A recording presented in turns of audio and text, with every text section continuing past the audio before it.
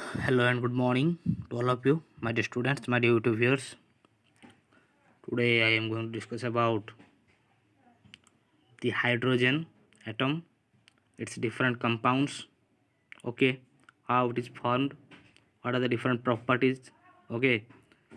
So without any delay, let's get started.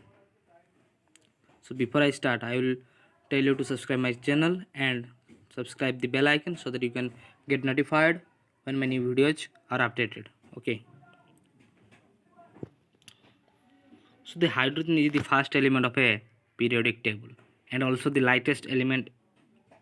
Okay, so hydrogen is the first element. ये जो hydrogen का जो परमाणु है वो हमारा पीरियोडिक टेबल का बहुत ही पहला परमाणु है. ठीक है, पहला मौलिक है. अगर हम इसके आइसोटॉप की बात करते हैं, यहाँ इसका 3 आइसोटॉप है. एक है protium, deuterium and tritium. Okay, so आप देख सकते हैं प्रोटियम में यहाँ पर क्या दिखाया गया है. आप प्रोटियम को अगर गौर से देखेंगे तो यहाँ पर इसका एटॉमिक नंबर हुआ क्या हुआ 1 है और एटॉमिक मास भी 1 है. ठीक है, अगर हम बात करते हैं ड्यूटेरियम की, इसकी एटॉमिक नंबर 1, लेकिन यहाँ पर अगर हम मास नंबर की बात करते हैं तो यहाँ पर 2 हो गया है. ठीक है, अगर हम ट्राइटियम की बात करते हैं तो यहाँ पर हमारा एटॉमिक नंबर 1 है और मास नंबर यहाँ पर 3 हो गया है. ठीक है, तो अगले हम अगर बात करते हैं how to prepare the dihydrogen. Okay, so there are the 3 general procedures to prepare the dihydrogen. This is the first one is the laboratory preparation. When the zinc is fast with the hydrogen gas or hydrogen ions, then Zn ion is formed and hydrogen gas is liberated. Okay, so another in the commercial preparation by the electrolysis of the acidified water. So when electrolysis occurs, okay, the hydrogen gas are liberated from the acidified water. Okay, so when the acidified water are getting electrolyzed, then we get the hydrogen atom or we can the hydrogen gas. Okay, after that the third one is the highest purity of dihydrogen is obtained by the electrolyzing warm aqueous barium hydroxide. So what is happening actually the high purity of dihydrogen is obtained by the electrolyzing warm aqueous barium hydroxide. Okay, so after that the water gas, this is the mixture of CO2 and hydrogen is known as water gas. It is also known as the syn gas. Okay, so when we are telling about the water gas, what is that? It is the mixture of carbon monoxide and your hydrogen. Okay, this is known as your water gas. It is also known as your syn gas. Okay, after this the water gas shift reaction. So how the water gas shift the reactions occurs? So when the carbon monoxide is treated with water in the 673 Kelvin and a catalyst, then what will happen? It converted into carbon dioxide as well as the hydrogen gas is liberated as a side product. Okay, so what are the different properties of the dihydrogen? Generally the hydrogen bond dissociation enthalpy is highest for the single bond dissociation enthalpy between two atoms of any element.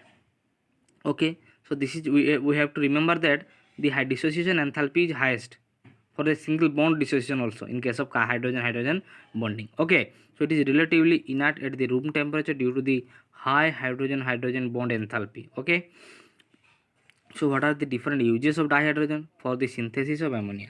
So generally the hydrogen are used for the synthesis of ammonia. Okay, after that the production of the methanol. Okay, my dear friends, so when we are going to prepare the methanol, we have to we are using the hydrogen gas. Okay, sorry, dihydrogen gas. So after that the oxyhydrogen torches we are using dihydrogen. In a fuel cell also we are using dihydrogen. So after that, my dear friend, hydride. What is the hydride? So it is an ionic or salt like saline hydrides are formed with most of the S block element. So यहाँ पर आपको याद रखना है, अगर हम बात करते हैं आयोनिक और सॉल्ट लाइक सलाइन हाइड्राइड्स के बारे में, ये जनरली एस ब्लॉक एलिमेंट से होता है. ओके, जैसे कि अगर हम बात करते हैं एग्जांपल की LiH lithium hydride, beryllium hydride, magnesium hydride. Okay, these are some basic examples which are belongs to S block elements. Okay, after that the covalent and molecular hydrides are formed with most of the P block elements, and these are further classified into electron deficient hydrides. Okay, it is formed by the group 13. After that example is B2H6. Okay, this is act as a Lewis acid. Okay, Lewis acid. So after that, the electron precise hydride, these are formed by the group 14 elements, that is your methane. Okay, after that, the electron rich hydride, these have the lone pair of electron on the central atom of the molecule. Elements of the group 15 to 17 form this type of hydrides. Okay, these are the some general idea about your hydrides. Okay, after that, we are using the hydrogen gas used to making the water also. Okay, so water is generally two types, hard water and soft water. So what is the hard water? So hard water is contain the calcium magnesium salt in the form of hydrogen carbonate. Okay, chloride or sulfide. So hard water does not give leather to the with the soap. Okay, then soft water. What is the soft water? The soft water is free from the soluble salt like calcium, magnesium.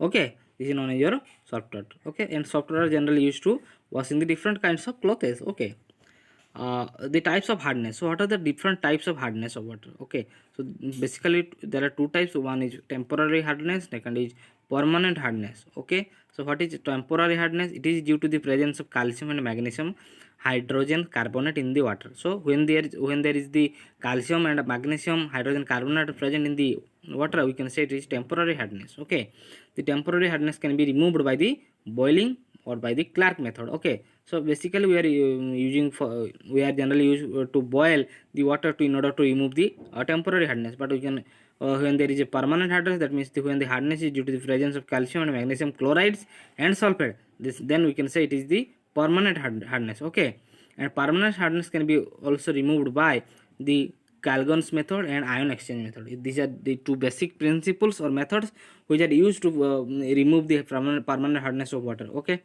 after that, the hydrogen peroxide, how it is produced. Okay, how it is prepared. The general idea about the by the electrolytic oxidation of the acidified sulfate solution at high current density. Okay, so my dear friend, when the electrolytic oxidation of the high acidified sulfate solution at the high current density occurs, then only the hydrogen peroxide are formed. And the next one is to ethyl anthraquinol. Okay, to ethyl anthraquinol, when it is treated with water, oxygen in the air, and the catalyst is present at the palladium.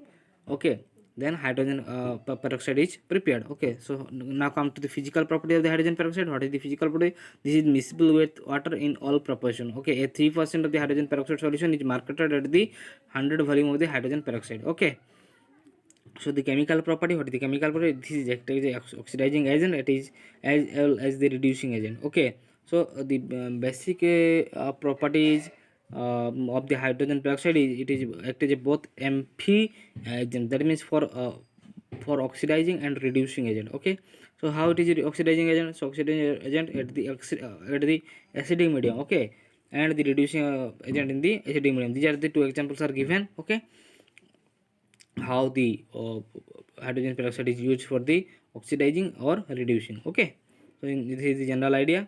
After that, is storage of hydrogen peroxide. How it is stored? Generally, hydrogen peroxide is stored in the wax linked glass and plastic vessel in the dark, and urea can be also added as a stabilizer. It is kept away from dust. Okay, so general idea about the storage of the hydrogen peroxide is to store in the wax linked glass, okay, or the plastic vessel in dark. Okay, and urea can be also added as the stabilizer. Okay, and it is also kept away from the dust. Okay, then only we can store the hydrogen peroxide. Okay, what are the different uses of hydrogen peroxide?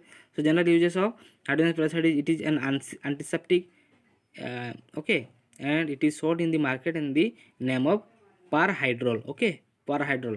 सो यहाँ पर आपको याद रखना है, यह हमारा hydrogen peroxide के रूप में नहीं मिलते, यह इसका साइंटिफिक और ये मेडिसिनल नेम है जो कि हम बात करते हैं perhydrol. Okay, it is in the synthesis of hydroquinone. Okay, so when we are going to synthesize the hydroquinone, we are using hydrogen peroxide. Okay, and it is also used as a bleaching agent. Very very important, it is also used as a bleaching agent. Okay, so this is the general idea about the hydrogen. Hope you will understand. If you understand, if you give thumbs up, okay, to my channel, to my videos. Okay, and don't forget to subscribe.